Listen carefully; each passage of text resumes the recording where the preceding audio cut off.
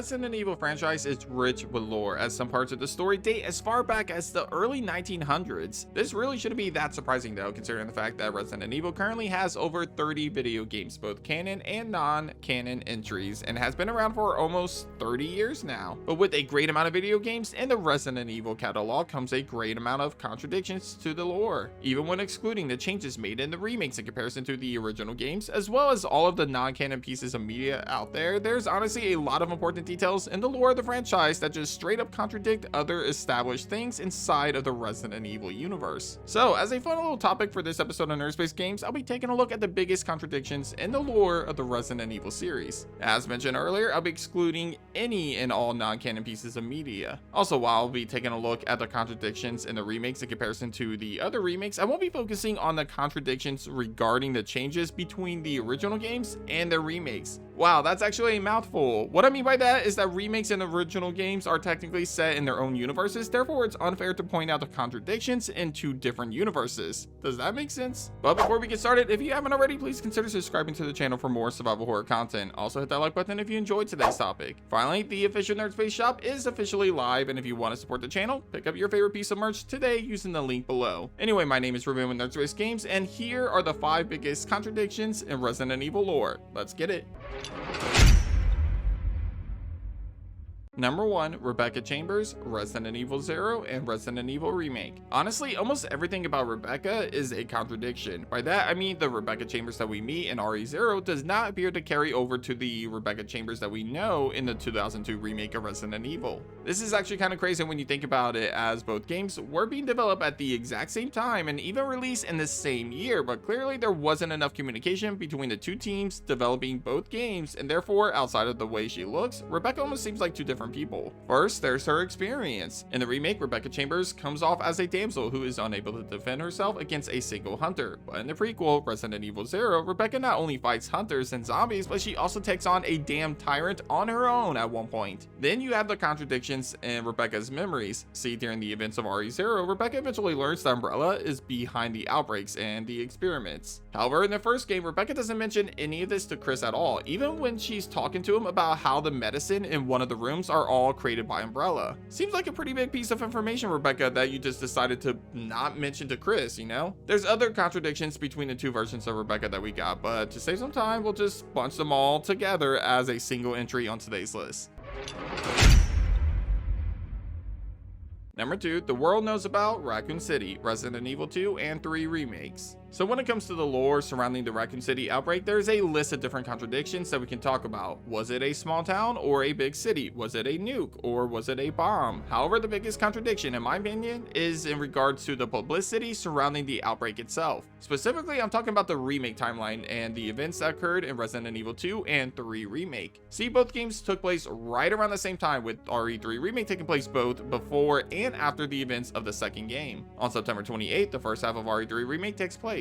At the start of that game, we see a bunch of different scenes that feature multiple news outlets providing coverage on the outbreak in Raccoon City. Clearly, the world knows about what's happening in Raccoon City, and that includes the government, which I would assume would be containing the outbreak at this point, preventing anybody from entering or leaving Raccoon City without their approval. Not to mention, it seems a bit odd that Jill is not aware of what's going on until her phone call from Brad, but ignoring that and just assuming that she maybe, I don't know, slept the whole day away and missed everything, there's actually another bigger problem, and it's in regards to the protagonists of Resident Evil 2 Remake, Leon S. Kennedy and Claire Redfield. For one, both Claire and Leon just waltz up into Raccoon City without any trouble at all. Keep in mind, this is at least 24 hours after the initial outbreak that the entire world was already made aware of. So yeah, where are the blockades? Where are the checkpoints on every major highway in and out of the city? This is a major outbreak, and I assume the government at this time is trying to contain it and should at least have roadblocks in place by now. Yet Claire and Leon literally drive into Raccoon City without any trouble at all. On top of that, both Leon and Claire are completely caught off guard by the outbreak despite it being all over TV. Granted, you might be able to write this off as both of them just don't like watching TV or they weren't listening to the radio, but the fact that they drove into the city without any sort of checkpoint on their way in is a bit harder to ignore, considering it was literally all over the news the day before. Not to mention, if you look back at Claire, she actually talked to one of her friends, and maybe her friend saw something on the news and saw something and could have mentioned something to Claire like, I don't know, hey Claire, I just saw on the news that there's a bunch of fucking zombies running around the town that you're heading to look for your brother, so Be on the lookout for flesh-eating zombies, by the way, just so that you are aware, Claire. Number 3, the survivors of the Spencer Mansion incident. Here's a fun one that I love to talk about, and I'm sure everybody already knows about this one, but going back to either the original Nightmare or the 2002 remake, take your pick really, there's a major contradiction in terms of the ending of the game. In terms of what is canon, the survivors of the Spencer Mansion incident are as followed: Chris Redfield, Jill Valentine, Barry Burton, and Rebecca Chambers. There's files and appearances from these characters in other games that confirm this, right? But if you played both scenarios of the original game and the remake, you know that there's not an ending in either game that allows all 4 of these characters to escape the Spencer Mansion. Jill, you can only escape with Barry and Chris, and with Chris, you can only escape with Jill and Rebecca, meaning that it's impossible to escape with both Barry and Rebecca. Despite that, both characters are confirmed to be alive in the future. We know that for sure, right? This has always been an issue with me though, especially considering the fact that the 2002 remake had the chance to fix this and give us a canon ending, but opted to stay loyal to the source material. Not saying there's anything wrong with doing that, but if you decided to add in a new stalker enemy in the form of Lisa Trevor and new enemies in the form of Crimson Heads, I don't see why you couldn't have a scene in which either Barry or Rebecca is locked up with Jill or Chris just to give us that sweet canon ending, you know? Maybe in a 2.0 remake of Resident Evil though, right? Number 4, protagonists are never infected. Okay, so this is one that is kind of unfair to talk about considering it's a gameplay contradiction and not technically a lore issue. Hell, this is a thing in just about every single zombie game out there, so you can't really just throw down the hammer on just the Resident Evil franchise. But in all fairness, it's still a contradiction, so I figured I'd talk about it real quick. As I'm sure you all know, the rule of thumb with traditional zombies in the Resident Evil universe is if you are bitten by a zombie, you're infected. You'll become a zombie yourself eventually unless you get your hands on an antivirus or the daylight vaccine or whatever cure there is, right? Except if you are not a NPC, as the protagonists of every game, as it turns out, are immune to being infected, I guess. Take your pick of any Resident Evil game that features zombies. The protagonist, whether it's Leon, Jill, Chris, whoever, they are probably going to get bit at least once. Well, unless you're going for the no damage run, which complements to this if you achieve this on your first playthrough, by the way, but the fact is that most players are going to get bit at least once, or honestly a lot, meaning that technically speaking they should be infected by the end of the game, right? Except that they are not, and they don't ever become a zombie. Everybody else does. Look at Marvin. But you, nah, you're fine. I guess they are just immune somehow. How? Who knows? Again, it's a bit unfair to really mention this one because it's not like there's a scene of them getting bit and it's only during gameplay. Plus this is something that appears in just about every single zombie game out there, but I figure I should just mention it so nobody in the comments calls me out for not talking about it. You're welcome. Side note, I will say that the Outbreak games kind of implement this a little bit, so maybe we should give some credit towards them because the Outbreak games do allow you to become a zombie, because the more you get bit by zombies, the more your infection rate goes up, and later in the game you get the daylight vaccine and that actually cures the infection and you're not infected anymore and you can't become a zombie anymore. So shout out to Outbreak for technically being the only lore accurate, non-contradicting game of the franchise, I guess.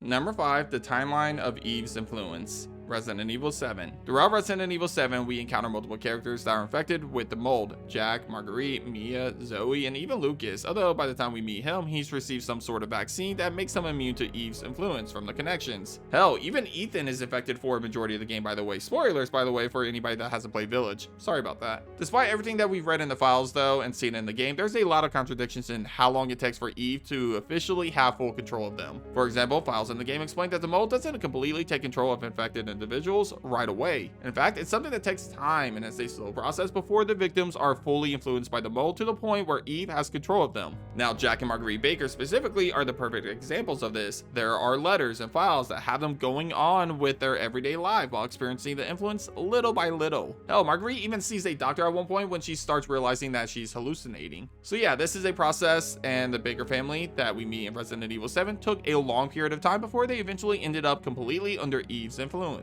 Yeah, there's contradictions in this timeline though. In the Daughters DLC, for example, we see Jack and Marguerite experiencing the influence of the mold almost immediately, and they literally look like the versions we face in the main story 3 years later. This is despite only just coming into contact with Evelyn and the mold. To go one step farther, other individuals appear to have different reactions and timelines with the influence of Evelyn's mold. Mia, perhaps because she built up some sort of resistance to Evelyn as her handler, or maybe she received a vaccine from the connections, definitely didn't end up as affected as the Baker family did courtesy of Eve's mold. Then you have Zoe and Lucas. In Zoe's case, she was affected roughly around the same time as her father and mother, but somehow managed to resist Eve for 3 years. By the time we come across her as Ethan, Zoe looks perfectly normal. I don't see any signs of her being affected by the mold at all, which is kind of concerning since she's been affected for about 3 years. Yet her father and mother, my god, did they get influenced very fucked up in a very fucked up way. And don't even get me started with Ethan, who somehow bonded with the mold in a way that no other person ever did until he came along. Long story short, everybody's apparently different when it comes to Eve's victims and how they react to the mold, I guess. But even with that logic, it just seems, I don't know, there just seems to be a lot of contradictions that just make absolutely no sense. Okay, but that's it for this episode of Nerd Space Games. Hit up the comments and let me know if I missed any major contradictions in the Resident Evil lore. By the way, I should say that this is just a fun talking point video, and I'm actually a major fan of the franchise, obviously. I just love talking about Resident Evil, even if it's about the contradictions in the lore. So yeah, I'm a lover, not a hater. Anyway, if you haven't already, be sure to subscribe to my channel for more survival horror content. Also leave a like on today's video if you enjoyed today's topic. But thanks for watching, and as always, I'll catch you guys on the next episode of Nerd Space Games.